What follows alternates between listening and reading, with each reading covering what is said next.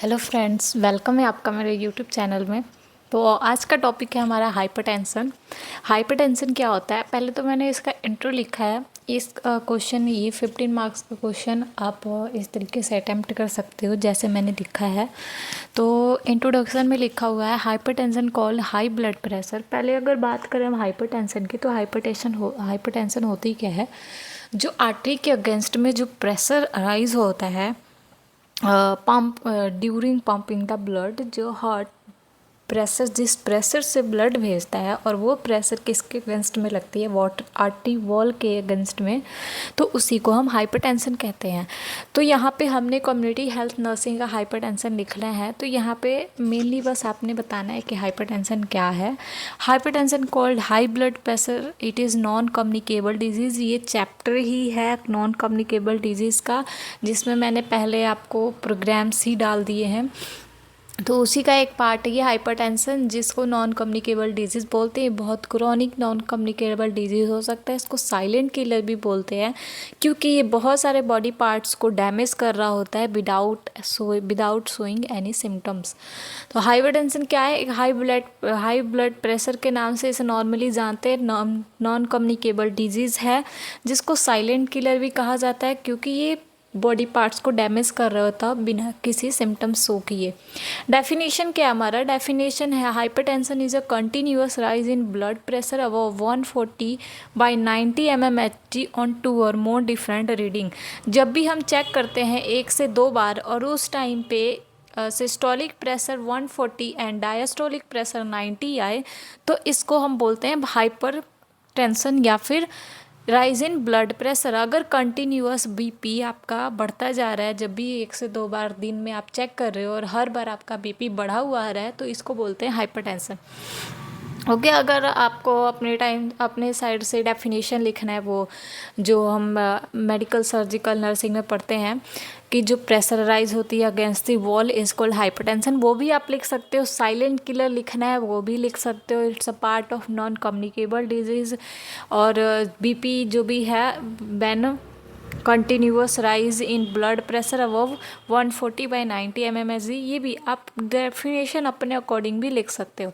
Next बात करते हैं हम टाइप्स की। मेनली यहाँ पे 4 टाइप्स दिए हुए हैं कैटेगरी के अकॉर्डिंग। नॉर्मल में हमारा है less than systolic pressure less than 120 होता है and diastolic pressure less than 80 mmHg होता है। Pre hypertension 120 to 139 systolic pressure, ये मतलब 140 से कम होते हैं, और 80 टू 89 डायस्टोलिक प्रेशर यानी 90 से नीचे होता है। तो नॉर्मल बीपी कौन सा होता है, जो 120 से हल्का कम या 120 है, 80 से कम या फिर 80 है प्रेशर बीपी, तो उसको हम नॉर्मल बीपी बोलते हैं। प्री हाइपरटेंशन मतलब कि हाइपरटेंशन होने की पहले की स्टेज कौन सी होती है, जिसका 120 से ऊपर जाके 140 के बीच में जो बीपी आती है, वो प्री हाइपरटेंशन होता है। 120 टू 139 और डायस्टोलिक 80 टू 89।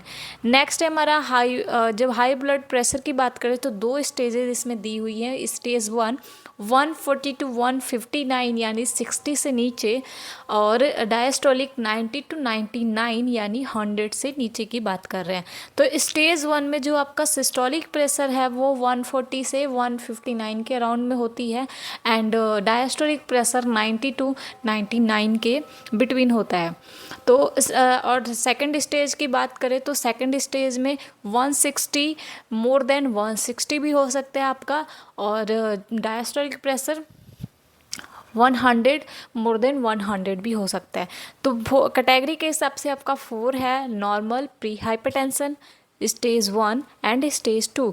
अब बात करते हैं एपिडेमियोलॉजी की। चूँकि हम पढ़ रहे हैं कम्युनिटी हेल्थ नर्सिंग, तो कम्युनिटी हेल्थ नर्सिंग के अकॉर्डिंग हमें हर एक डिजीज़ कंडीशन में, चाहे वो कम्युनिकेबल डिजीज़ हो चाहे वो नॉन कम्युनिकेबल डिजीज़ हो, उसमें आपको थोड़ा बहुत पॉइंट एपिडेमियोलॉजी का भी ऐड करना पड़ेगा। तो एपिडेमियोलॉजी में प्रीविलेंस देख लेते हैं। प्रीविलेंस क्या होता है, इंसिडेंस आपका होता है इंसिडेंस आपका होता है न्यू केसेस रेट, जबकि प्रिवलेंस में आपके ओल्ड केसेस और न्यू केसेस दोनों आप टोटल करके बताते हो।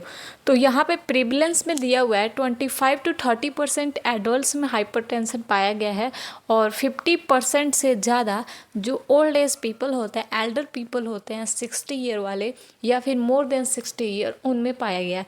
कितना? 25 से 30% एडल्ट्स में and more than 50% in 60 year people. Next अगर जेंडर की बात करें तो वुमेन के कंपेयर में मेल पर्सन को फीमेल के कंपेयर में मेल पर्सन को ज़्यादा चांसेस होते हैं। मॉर्बिडिटी एंड मोर्टेलिटी रेट की बात कर लेते हैं तो हाइपरटेंशन की वजह से stroke, heart attack, kidney failure, ये सारे रिस्क फैक्टर होते हैं, ये कॉम्प्लिकेशन होते हैं जो आगे जाके हो जाते हैं। लोगों को ब्लॉकेज आ जाती है आर्टरीज़ में, ब्रेन की आर्टरी में ब्लॉकेज आना, ये सारे आपके इन कंडीशंस की वजह से अर्ली डेथ के चांसेस बढ़ जाते हैं। तो ये हमारा था एपिडेमियोलॉजी। इसमें आप रिस्क फैक्टर्स भी इन्वॉल्व कर सकते हो, वो भी आपका एपिडेमियोलॉजी में ही आता है। Prevalence, gender, morbidity, mortality and next one is morbidity mortality में ही हमने कॉजेज़ और डेथ देख लिए थे। फिर कॉजेज़ और रिस्क फैक्टर्स की बात करते हैं। वैसे तो ये जितने भी आप नॉन कम्युनिकेबल डिजीज़ पढ़ोगे इसमें सभी में आपको रिस्क फैक्टर्स मिलेंगे, इसके कोई भी फिक्स कॉजेज़ नहीं मिलेगा एज लाइक कम्युनिकेबल डिजीज़। उसकी तरह आपको इसमें फिक्स कोई कॉजेज़ नहीं मिलेगा। इसमें सारे रिस्क फैक्टर्स ही दिए हुए हैं जो आपके नॉन कम्युनिकेबल डिजीज़ को बुलावा देती है आपकी बॉडी में। तो दो पार्ट में, पहले फर्स्ट ऑफ ऑल हम रिस्क फैक्टर को दो पार्ट में डिवाइड करते हैं, non modifiable and modifiable. Non modifiable वो कंडीशन होती है जिसको आप चेंज नहीं कर सकते, वो फैक्टर्स होते हैं। मॉडिफाइएबल वो फैक्टर्स होते हैं जिसको आप चेंज कर सकते हो, मॉडिफाई कर सकते हो। नॉन मॉडिफाइएबल में आपकी 3 हैं। एज, अब एज को आप चेंज नहीं कर सकते, मेल हो तो फीमेल ही हो सकते। फैमिली हिस्ट्री में अगर आपकी हाइपरटेंशन की हिस्ट्री जो है वो जेनेटिक चल रही है, हेरिडिटी चल रही है, जनरेशन बाय जनरेशन चल रहा है, तो ये भी चीज़ें ज़्यादा चांसेस होती है हाइपरटेंशन होने के। जेंडर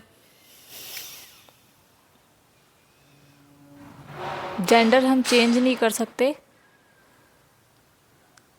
और जो एज है वो एज भी हम चेंज नहीं कर सकते। मॉडिफाइबल में हमारे आ जाते हैं high salt intake. High salt intake, अगर कोई पर्सन हाई सॉल्ट इंटेक करता है तो वो उसको रेड्यूस कर सकता है, इसीलिए इसे मॉडिफाइबल में लिखे। ओबेसिटी, ओबीस पेशेंट अपनी ओबेसिटी से ज़्यादा रिस्क होता है बीपी और डायबिटीज़ होने के।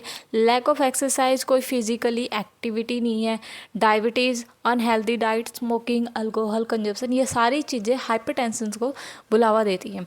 नेक्स्ट साइन सिम्टम्स क्या आ जाते हैं? Most people have no symptoms. इसमें स्टार्टिंग के फेज़ में अगर बात करें तो लोगों को वैसे उतना कुछ सिम्टम्स नहीं आता है, बट कुछ सिम्टम्स भी देखे गए हैं जैसे headache, blurred vision, dizziness, chest discomfort and nose bleeding. Complication की बात करें तो heart attack, heart failure, brain stroke, kidney failure, loss of vision and blockage in arteries. Next diagnosis, BP measurement जो कि कम्युनिटी में रिक्वायर्ड है, जिसके भी घर जाना है आपको वाइटल्स लेना ही, और वाइटल्स में आपका ब्लड प्रेशर मैंडेटरी है। BMI check, body mass index, blood test, sugar और blood sugar and blood cholesterol, ये इंपॉर्टेंट होता है देखना। ब्लड शुगर, ब्लड कोलेस्ट्रॉल का लेवल बढ़ता है तो हाइपरटेंशन ऑटोमेटिक हो जाता है पर्सन को। यूरिन टेस्ट में हम ये जांच करते हैं, ये चेक करते हैं कि यूरिन कई बार हाइपरटेंशन की वजह से लोगों को प्रोटीन यूरिया हो जाता है, जिस पे प्रोटीन लीक्स होने लगते हैं। किडनी फेलियर की वजह से किडनी प्रॉपर वर्क नहीं करती है तो यूरिन वॉल्यूम भी इंक्रीज हो सकता है, अपनी बॉडी में वाटर रिमेन नहीं होगा। तो ये सारी प्रॉब्लम्स यूरिन टेस्ट से पता लग जाती हैं। ईसीजी में आप आर्टरी और वेन के बारे में देख लोगे। आई एग्जामिनेशन, ब्लड विजन या फिर लॉस ऑफ विजन होता है, या फिर कैटरैक्ट, डायबिटिक इधर कहाँ चली गई मैं। आई एग्जामिनेशन में जो लॉस ऑफ विज़न हो रहा है आपका हाइपरटेंशन की वजह से, वो हम चेक करते हैं। तो मेनली आपने क्या लिखना है इसमें? BP measurement, BMI, blood test, urine test, ECG और आई एग्जामिनेशन। मैनेजमेंट की बात करें तो मैनेजमेंट को दो पार्ट में डिवाइड किया गया, नॉन ड्रग मैनेजमेंट और drug management. Non drug management में आप जो पेशेंट सॉल्ट ले रहा है ज़्यादा, उसको आप कम करने के लिए बोलोगे। रेगुलर एक्सरसाइज, क्योंकि कोई फिजिकली एक्टिविटी नहीं है, सेडेंटरी लाइफ स्टाइल है। वेट रिडक्शन ओबीस पेशेंट के लिए है। जो स्मोकिंग और अल्कोहल ले रहे हैं उनको स्टॉप करवाना है। ईट fruits vegetable, low fat diet, reduce stress और एडिक्वेट स्लीप। स्लीप साइकिल भी डिस्टर्ब हो जाती है हाइपरटेंशन की वजह से। तो जो आपके मॉडिफाइबल रिस्क फैक्टर्स में थे वो आप नॉन ड्रग मैनेजमेंट पे लिख सकते हो, जो चीज़ों को वहाँ पे बताई गई थी। ड्रग मैनेजमेंट में आ जाते हैं डायूरेटिक्स, ACE इनहिबिटर्स, इसमें मैंने एग्जांपल्स भी लिख दिए, ramipril and lisinopril. Beta blocker, atenolol, calcium channel blocker, aldosterone antagonist. ये ड्रग्स हैं जो हम हाइपरटेंशन वाले पेशेंट के लिए यूज़ करते हैं। Role of community health nursing, वैसे तो आप इसमें अपनी साइड से बहुत कुछ बना के लिख सकते हो, बस मैंने यहाँ पे मेन पॉइंट्स लिखे हैं। Screening and early detection. Screening and early detection में क्या करती है, कैंप्स लगाए जाते हैं कम्युनिटी हेल्थ की साइड से, और उस कैंप में लोगों की फ्री में टेस्ट की जाती है, चेकअप किए जाते हैं, वाइटल्स लिए जाते हैं। वैसे हम होम विजिट भी करते हैं, तो होम विजिट के ड्यूरिंग भी लेते हैं, आशा वर्कर्स भी जाके लेती हैं, या फिर ANM वाले भी जो होते हैं वो विजिटिंग्स के ड्यूरिंग सभी जो गांव के कम्युनिटी एरियाज़ के लोग होते हैं उनकी BP चेक करते रहते हैं। सो डैट उन मेनली इनका फोकस होता है उन लोगों पे जिनको रिस्क फैक्टर ज़्यादा होती है, तो उनको वो स्टार्टिंग से ही गाइड कर देते हैं या फिर स्टार्टिंग से ही बता देते हैं। इसको बोलते हैं हम early detection screening. Health education, अब जो रिस्क फैक्टर्स वाले लोग हैं उनको वो एजुकेशन प्रोवाइड करते, अवेयरनेस देते हैं रिगार्डिंग हाइपरटेंशन और उसके कॉम्प्लिकेशन क्या क्या आ सकते हैं, आप इसको कैसे बचा सकते हो, क्या डायग्नोस करवाने, क्या टेस्ट करवाने आपने हॉस्पिटल्स में। रेफरल सर्विस में आ जाता है जब आप किसी पेशेंट को प्राइमरी हेल्थ सेंटर से सेकेंडरी हेल्थ सेंटर में रेफ़र कर रहे हो, या फिर सेकेंडरी से कम्युनिटी, तो जब आप लेवल वाइज जैसे जैसे आप पेशेंट को रेफ़र करोगे वो आपकी रेफरल सर्विस में आए, तो रेफरल सर्विस भी होनी चाहिए वहाँ पे किसी भी एरिया में पेशेंट के लिए। होम एंड कम्युनिटी केयर, जिस पेशेंट को बहुत ज़्यादा रिस्क हो जाता है, जैसे जो टर्सरी लेवल में हम रिहैबिलिटेशन या फिर हमने स्कोप में भी पढ़ा है कि घर पे जाके भी ट्रीटमेंट करते हैं, तो वो भी चीज़ें कम्युनिटी हेल्थ नर्सिंग की रिस्पॉन्सिबिलिटी होती है। नेक्स्ट प्रिवेंशन की बात करें, प्रिवेंशन में अब हमने प्रिवेंशन जो लिखना है हमेशा 4 कैटेगरी में डिवाइड करके लिखना है। प्री मॉड्यूल में हमने क्या करना है, पहले से ही लोगों को जंक फूड खाने से मना करना है, फिजिकल एक्टिविटी को प्रमोट करना है एंड हेल्दी ईटिंग को प्रमोट करना है।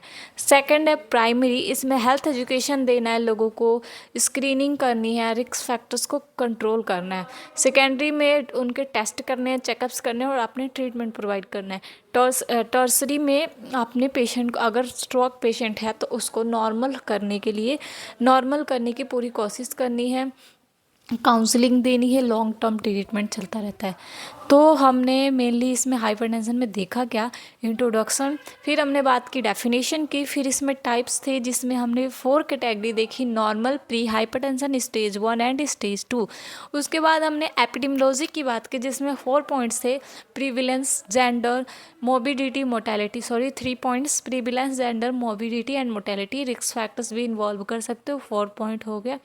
कॉजेज रिस्क फैक्टर्स को हमने 2 पार्ट में डिवाइड किया, non modifiable, modifiable. Non modifiable जिसको मॉडिफाई नहीं कर सकते, मॉडिफाइबल वो होते हैं जिसको हम मॉडिफाई कर सकते हैं, चेंज कर सकते हैं। साइन सिम्टम्स कॉमन से लिखे हुए हैं, कॉम्प्लिकेशन जो हाइपरटेंशन की वजह से आ जाते हैं, उसके बाद हमने डायग्नोसिस करनी है। एंड मैनेजमेंट में 2 पार्ट डिवाइड है, non drug management and drug management. And next है role of community health nursing, उसके बाद हमारे प्रिवेंशन है। तो मिलते हैं नेक्स्ट टॉपिक के साथ। Thank you guys, bye bye.